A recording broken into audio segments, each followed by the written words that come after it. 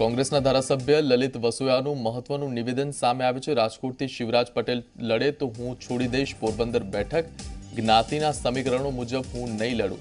પોરબંદરથી કડવા પાટીદાર ઉમેદવાર આવશે તો તેને જીતાડીશું। મેં પાર્ટી હાઈકમાન્ડને આ અંગે જાણ કરી છે।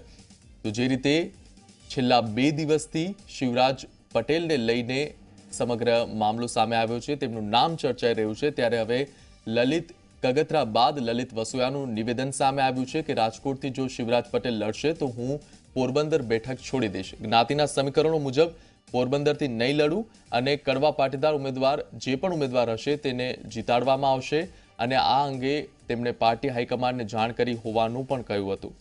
આ વિશે વધુ માહિતી મેળવી અમારા સંવાદદાતા ગૌરવ પટેલ ફોન લાઈન પર જોડાઈ ચૂક્યા છે। ગૌરવ, જે રીતે લલિત કગથરા બાદ હવે લલિત વસોયાનું નામ પણ જે રીતે સામે આવ્યું છે, તેમનું નિવેદન પણ સામે આવ્યું છે શિવરાજ પટેલને લઈને, શું વિગતો પ્રાપ્ત થઈ છે?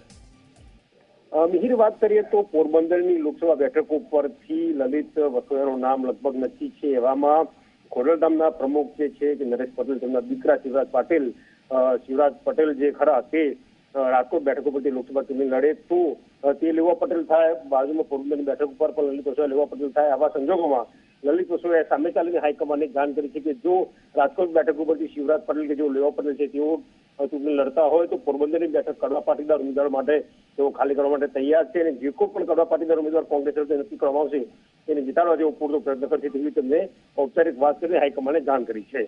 જી ગૌરવ, આભાર આપનો સમગ્ર માહિતી બદલ। તો લલિત વસોયાનું નિવેદન સામે આવ્યું છે અને એમણે કહ્યું છે કે રાજકોટથી જો શિવરાજ પટેલ લડશે તો હું પોરબંદર બેઠક છોડી દઈશ અને આ અંગેની હાઈકમાન્ડને પણ જાણ કરવામાં આવી છે।